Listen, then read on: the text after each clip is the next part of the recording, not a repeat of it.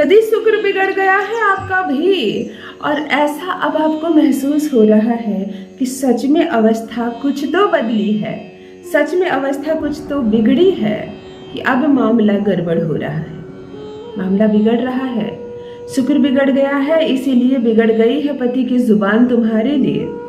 सुबह उठकर good morning नहीं होता है तुम्हारे जीवन में, सुबह उठकर वही परेशानी मस्तिष्क में फिर से छा जाती है कि आज का दिन पता नहीं फिर से कैसे बीतेगा। पति गालियां देता है, किसी का पति शराब पी रहा है, कोई बहुत अधिक क्रोध कर रहा है, कोई चुप हो गया है तुम्हारे जीवन से चुपचाप निकलने की तैयारी कर रहा है, कोई निकल चुका है तुम्हें मायके पहुंचा दिया है, बहुत सालों से मायके में हो, न लेने आता है, न सुध लेता है, न कॉल करता है। कुछ बहनें मेरी ससुराल में रह रही है सम्मान से, देखने में सब कुछ अच्छा लग रहा है, सजती हो, साड़ियाँ पहनती हो, बिंदी लगाती हो, मायके फोन करके कहती हो सब कुछ अच्छा है, माँ पूछती है कैसी हो, तुम कहती हो सब कुछ ठीक है, परंतु तुम जानती हो कि कुछ भी ठीक नहीं है। सास जानती है तुम्हारे तकलीफ को, परंतु कुछ नहीं कहती है, अपने बेटे की ही साइड लेती है। वो औरत है, तुम्हारे औरत होने के नाते तुम्हारे हर दुख को समझती है वो, परंतु फिर भी नहीं तुम्हारा साथ देती, नहीं जताती है वो तुम्हें। ससुराल में जहां भी कान देती हो तुम, तुम्हारे नाम की शिकायत हो रही होती है। एक पैर पर सुबह से रात तक खड़ी रहती हो तुम, एक एक की जरूरत पूरी करती हो, फिर भी सबसे ज्यादा शिकायतें तुमसे ही है सबको। तुम्हारे काम पर उंगली उठती है, तुम्हारे नाम पर उंगली उठती है।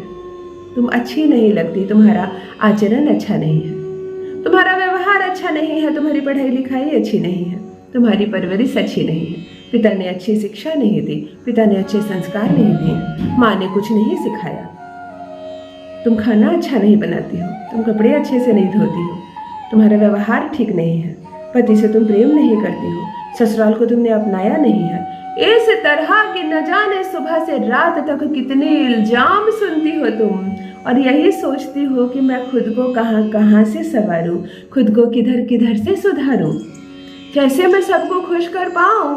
तो कभी तुम्हारे मन में आता है कि छोड़ो, कोई भी ना खुश रहे मुझसे, मेरा जीवन तो चल रहा है।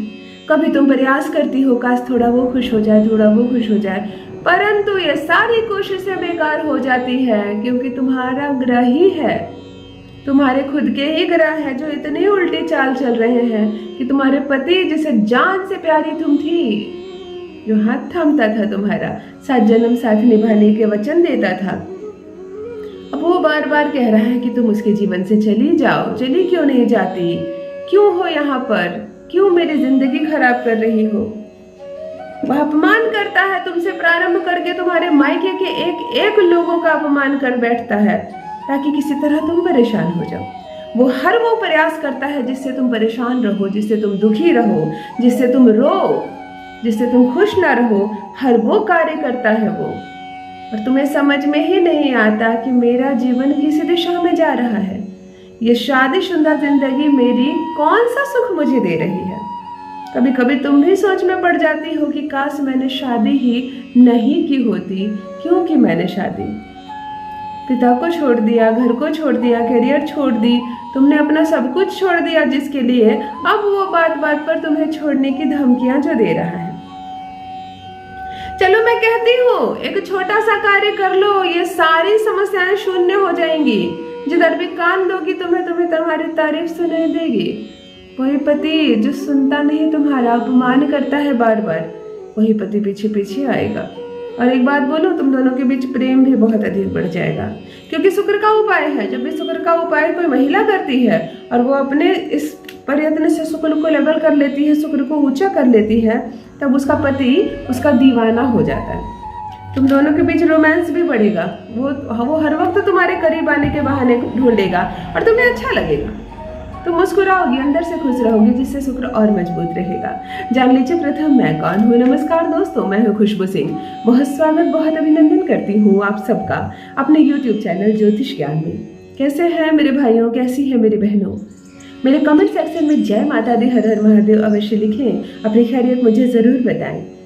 पढ़ती हूँ हाथ की रेखाएं, पढ़ती हूँ जन्म कुंडली, और आप कुछ न कहे तो आपका चेहरा भी पढ़ लेती हूँ। कर्म है, कृपा है, ऊपर वाले की प्रेम है आप सबका। जुड़िए ज्योतिष ज्ञान चैनल से।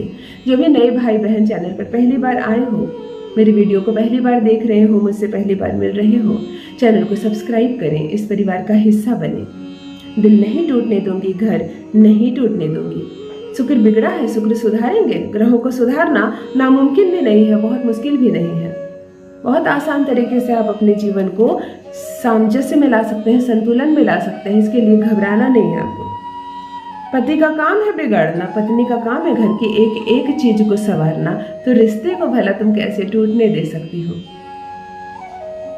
हर माह में शुक्ल पक्ष में शुक्रवार आता है। ध्यान रखो, किसी भी माह के शुक्ल पक्ष के शुक्रवार के दिन करना यह दिव्य प्रयोग। थोड़ी सी कटोरी में दही ले लेना।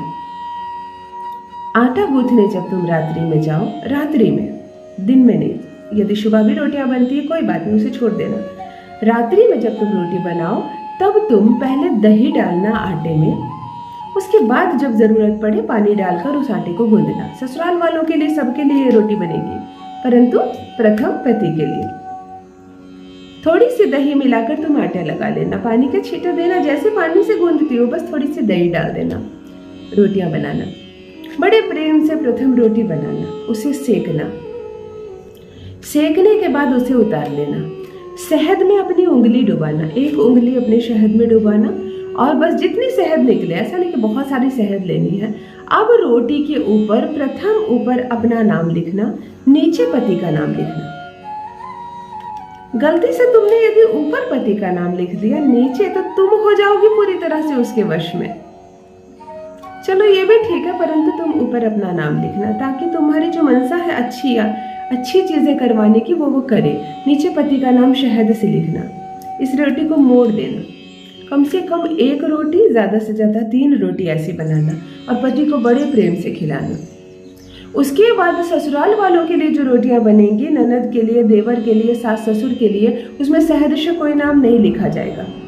केवल ये दही मिला आटे का रोटी तुम बड़े प्रेम से बनाना और सबको खिलाना। फिर अगली शुक्रवार आएगी, फिर ये कर लेना। फिर अगली शुक्रवार आएगी, शुक्ल पक्ष के शुक्रवार से प्रारंभ कर देना। कोई मुश्किल काम तो है नहीं। आटा गूंथते वक्त जरा सी दही डाल देना, शहद में उंगली डालकर एक बार पति का नाम ही तो लिख देना है, परंतु सिर्फ ये चमत्कारिक कार्य करके तो देखो। कम से कम 3 माह तक, यानी हर एक माह में 4 शुक्रवार आएंगे, तो कम से कम 12 शुक्रवार ये उपाय करना। 3 माह तक आंखें बंद करके ये प्रयोग करना। ये जो इतने वर्ष में जो बिगड़ा है ना, ये 3 माह में न सुधर जाए तो कहना, वही पति इशारों पर नाचेगा तुम्हारे पीछे, पीछे आएगा तुम्हारे। जो कहोगी वो मानेगा और प्रेम करेगा इतना कि वो तो तुम सोच ही नहीं सकती। अवश्य करें मेरी बहनों, अपना अनुभव मेरे साथ अवश्य साझा करें, सब कुछ ठीक हो जाएगा। फिर से तुम दोनों साथ रहोगी और सम्मान के साथ रहोगी। विश्वास रखना। रखिए अपना ख्याल, रखिए अपनों का ख्याल। बहुत बहुत धन्यवाद।